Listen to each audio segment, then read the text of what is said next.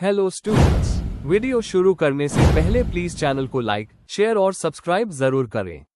एक important information, अगर आपको इस वीडियो के नोट्स चाहिए तो डिस्क्रिप्शन बॉक्स में दिया गया डाउनलोड लिंक चेक करें। Thank you. चलिए शुरू करते हैं। इस वीडियो में हम पढ़ेंगे BPCE 11 स्कूल साइकोलॉजी के प्रीवियस ईयर क्वेश्चन और most important questions with answers. यह क्वेश्चंस आपके एग्जाम के लिए बहुत इम्पॉर्टेंट है। अगर आपने ये अच्छे से कर लिए तो एग्जाम निकलना पक्का है। Let's begin. Question 1, define school psychology, discuss its major domains. Question explanation, इस क्वेश्चन में हमें पहले स्कूल साइकोलॉजी को डिफाइन करना है और उसके बाद उसके मेजर डोमेन्स यानी assessment, counselling, intervention, prevention, consultation, research ETC को डिटेल में समझना है। आंसर। इंट्रोडक्शन, स्कूल साइकोलॉजी एक ऐसा ब्रांच है जो स्पेसिफिकली स्कूल और बच्चों की लर्निंग, डेवलपमेंट और मेंटल हेल्थ पर फोकस करता है। ये साइकोलॉजी और एजुकेशन के प्रिंसिपल्स को कंबाइन करके स्टूडेंट्स की एकेडमिक, बिहेवियरल और इमोशनल प्रॉब्लम्स को सॉल्व करता है। स्कूल साइकोलॉजिस्ट टीचर्स, पेरेंट्स और स्टूडेंट्स के बीच ब्रिज का काम करते हैं। इनका स्कोप असेसमेंट, काउंसलिंग, इंटरवेंशन और प्रिवेंशन तक होता है। Main body. 1. Definition of school psychology. School psychology को सिंपल शब्दों में समझे तो ये एक एप्लाइड फील्ड है जिसमें साइकोलॉजिकल प्रिंसिपल्स का यूज स्कूल और बच्चों की प्रॉब्लम सॉल्व करने के लिए होता है। APA के अकॉर्डिंग स्कूल साइकोलॉजी का मेन मकसद है बच्चों का इंटेलेक्चुअल, सोशल, इमोशनल और बिहेवियरल डेवलपमेंट करना। मतलब ये एक साइंटिफिक प्रैक्टिस है जो बच्चों को बेहतर पढ़ने और मेंटली हेल्दी रहने में मदद करता है। 2. Major domains of school psychology. A. Psycho Educational Assessment. School psychologists learning disabilities, giftedness, intellectual disability या behavioral issues को समझने के लिए टेस्ट्स और असेसमेंट्स करते हैं, जैसे इंटेलिजेंस टेस्ट्स, अचीवमेंट टेस्ट्स और डेवलपमेंटल स्क्रीनिंग्स। इन असेसमेंट्स के जरिए टीचर्स और पेरेंट्स को बच्चे की स्ट्रेंथ्स और वीकनेसेस का आइडिया मिलता है। B. Counselling and intervention. अगर बच्चों को इमोशनल, बिहेवियरल या एकेडमिक डिफिकल्टीज हो तो स्कूल साइकोलॉजिस्ट्स उनको काउंसलिंग देते हैं। काउंसलिंग इंडिविजुअल भी हो सकती है, ग्रुप में भी और कभी क्लासरूम स्ट्रैटेजीज भी अप्लाई होती है। एग्जाम्पल, अगर बच्चा एग्जाम एंजाइटी फेस कर रहा है तो उसको रिलैक्सेशन और CBT टेक्निक्स दी जा सकती है। C. Consultation and collaboration. School psychologist teachers, parents और प्रिंसिपल्स के साथ मिलकर प्रॉब्लम सॉल्विंग करते हैं। टीचर को क्लासरूम मैनेजमेंट टिप्स देना, पेरेंट्स को चाइल्ड डेवलपमेंट समझना और स्कूल को पॉलिसी एडवाइस देना इसके पार्ट्स है। एग्जाम्पल, अगर बच्चा डिसरप्टिव बिहेवियर कर रहा है तो साइकोलॉजिस्ट पेरेंट्स और टीचर्स के साथ मिलकर बिहेवियर प्लान बनाता है। D. Prevention and mental health promotion. यह डोमेन प्रिवेंटिव रोल प्ले करता है जिसमें बुलिंग, सब्सटेंस अब्यूज या स्कूल वायलेंस से बचाव के लिए प्रोग्राम्स बनाए जाते हैं। Life skills training, stress management और अवेयरनेस वर्कशॉप्स इसके एग्जाम्पल्स हैं। A. Program development and evaluation. Psychologist special education, career guidance और इंक्लूसिव एजुकेशन के प्रोग्राम्स बनाते और एवेल्युएट करते हैं। एग्जाम्पल, एक पीर मेंटरिंग प्रोग्राम डिजाइन करना जिसमें नए स्टूडेंट्स को एडजस्ट करने में मदद मिले। F. Research and professional development. Research भी एक इम्पॉर्टेंट डोमेन है जिसमें बच्चों की लर्निंग, डेवलपमेंट और बिहेवियर पर स्टडीज होती है। एविडेंस बेस्ड प्रैक्टिसेस का यूज करके इफेक्टिव इंटरवेंशंस डिजाइन किए जाते हैं। 3. Examples and applications. Learning disability वाले बच्चों के केस स्टडीज दिखाती हैं कि साइकोलॉजिस्ट का असेसमेंट और इंटरवेंशन कितना इम्पोर्टेंट है। इंक्लूसिव एजुकेशन पॉलिसीज में भी स्कूल साइकोलॉजिस्ट्स की रोल प्ले करते हैं। एंटी बुलिंग कैंपेन्स और stress management workshops practical applications है। कंक्लूजन, एंड में स्कूल साइकोलॉजी एक ऐसी एप्लाइड फील्ड है जो बच्चों की ओवरऑल ग्रोथ और वेलबीइंग के लिए काम करती है। इसके मेजर डोमेन्स हैं assessment, counselling, consultation, prevention, programme development और रिसर्च। स्कूल साइकोलॉजिस्ट एक पॉजिटिव और सपोर्टिव लर्निंग एनवायरनमेंट बनाने में इंपॉर्टेंट रोल प्ले करता है। If you need the notes of this video, there's a download link in the description box. Be sure to check it out. Thank you. Let's see the next question. Question 2. Describe the characteristics of a play therapist. Discuss the effectiveness of play therapy. Question explanation. इस question में हमें 2 चीजें लिखनी है। पहले, एक play therapist के qualities और स्किल्स को एक्सप्लेन करना है जो उन्हें बच्चों के साथ काम करने में इफेक्टिव बनाते हैं। दूसरा, हमें बताना है कि प्ले थेरेपी कितनी इफेक्टिव है और बच्चों के इमोशनल और बिहेवियरल इश्यूज को कैसे हेल्प करती है। आंसर। इंट्रोडक्शन। प्ले थेरेपी एक ऐसा काउंसलिंग मेथड है जिसमें प्ले यानी खेल को कम्युनिकेशन का मीडियम बनाया जाता है।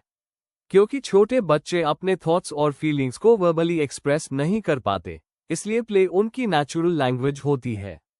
प्ले थेरेपिस्ट एक ट्रेन्ड प्रोफेशनल होता है जो सेफ एनवायरनमेंट क्रिएट करता है जिसमें बच्चा अपने इमोशंस और एक्सपीरियंसेस को खेल के जरिए एक्सप्रेस कर सके।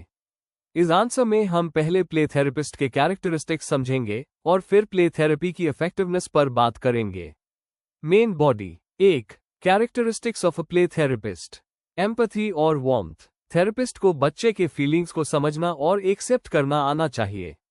इससे ट्रस्ट और रैपो बिल्ड होता है। पेशेंस और नॉन जजमेंटल अप्रोच। बच्चे अपना मन खोलने में टाइम लेते हैं।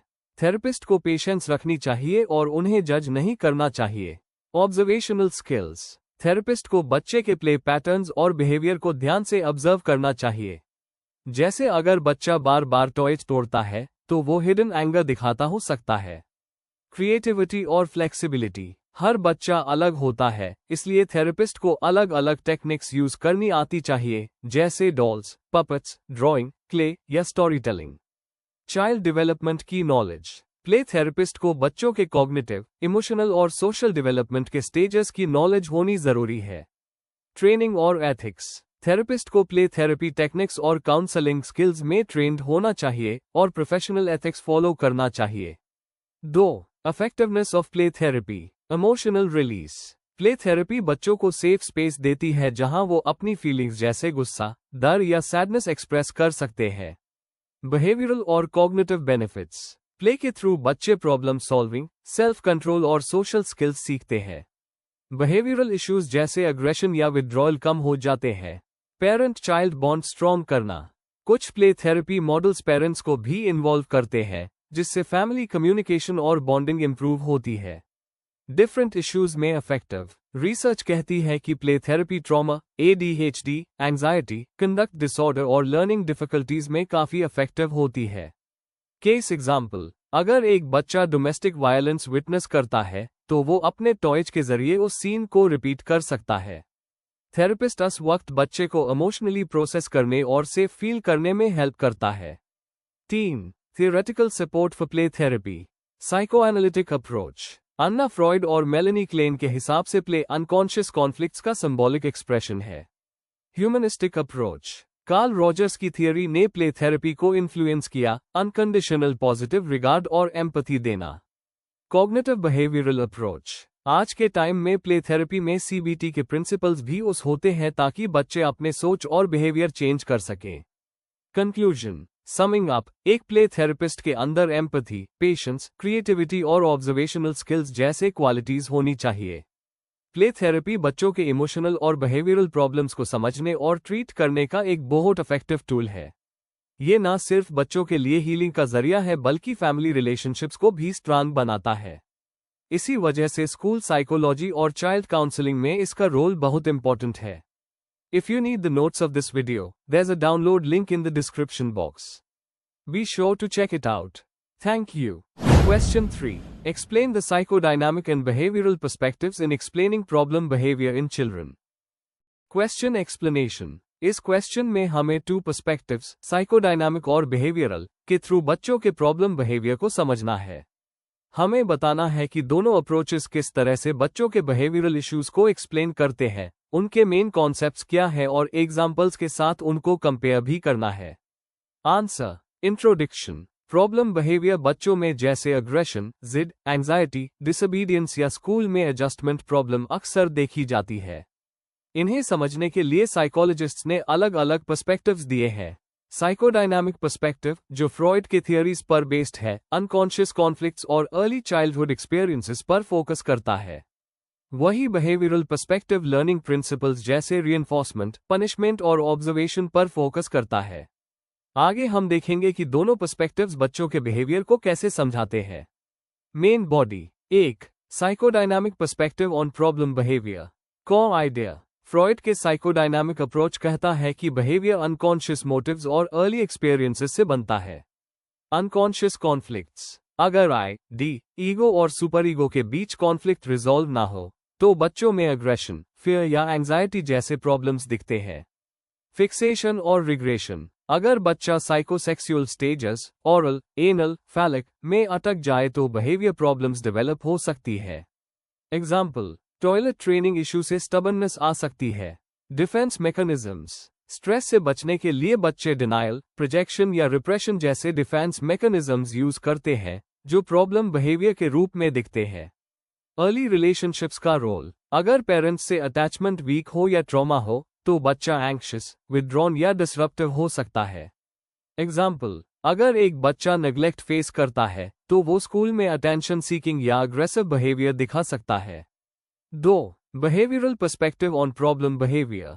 कॉ आइडिया। बिहेवियरिस्ट्स जैसे वाटसन, स्किनर और बैंडूरा कहते हैं कि बिहेवियर सीखा जाता है एनवायरनमेंट से। Classical conditioning. बच्चों के नेगेटिव एक्सपीरियंसेस न्यूट्रल सिचुएशन से लिंक हो जाते हैं।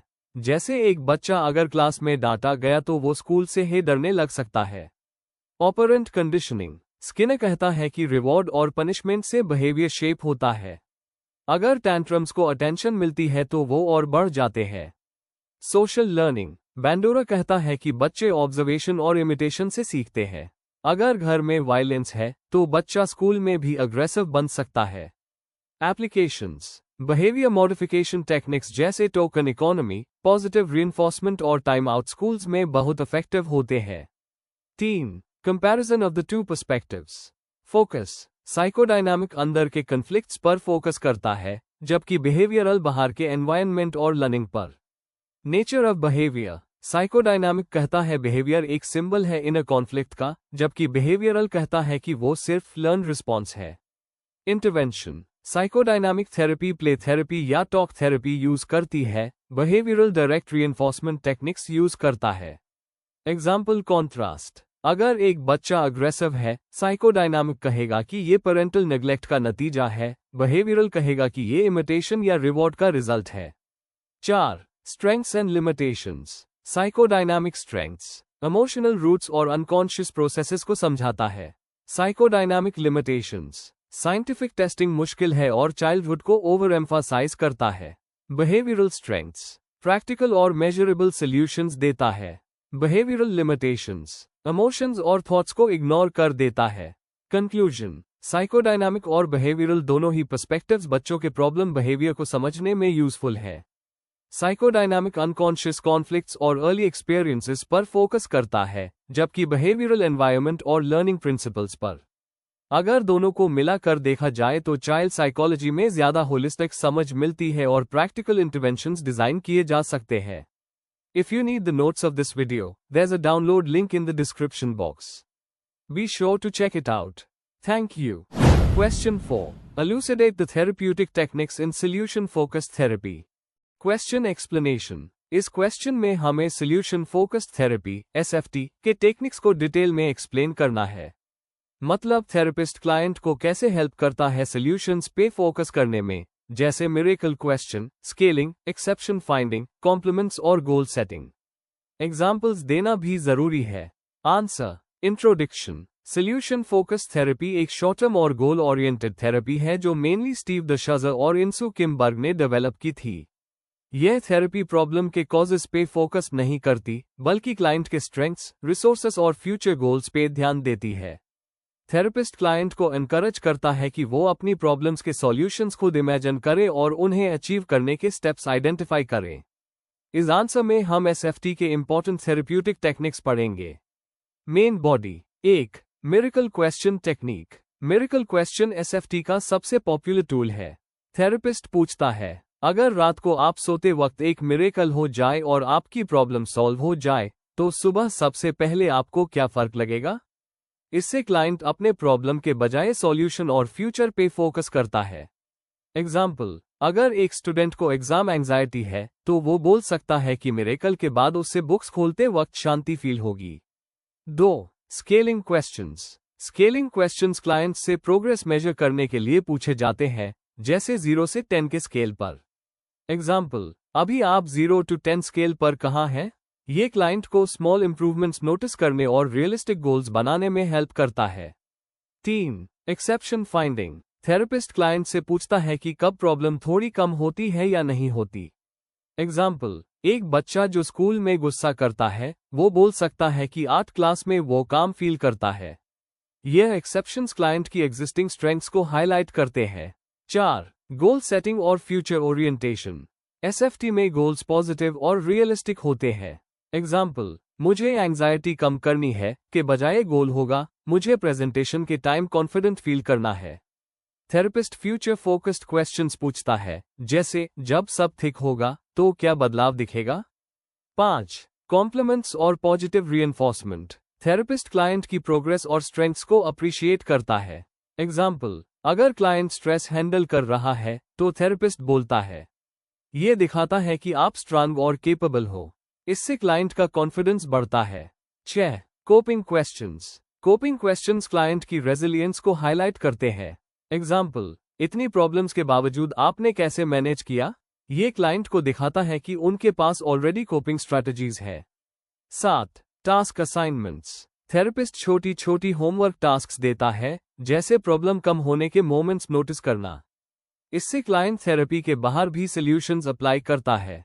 कंक्लूजन, सॉल्यूशन फोकस्ड थेरेपी एक शॉर्ट और इफेक्टिव थेरेपी है जो क्लाइंट के स्ट्रेंथ्स और रिसोर्सेज पे फोकस करती है। Miracle question, scaling, exception finding, compliments और गोल सेटिंग जैसे टेक्निक्स क्लाइंट को होप और मोटिवेशन देते हैं। इस अप्रोच से छोटे छोटे स्टेप्स से भी बड़े पॉजिटिव चेंजेस ला सकते हैं। Before we end, please like, share and subscribe the channel for more such study materials and one important information अगर आपको नोट्स चाहिए तो डिस्क्रिप्शन बॉक्स में डाउनलोड लिंक दिया हुआ है, जरूर चेक करें। Thank you.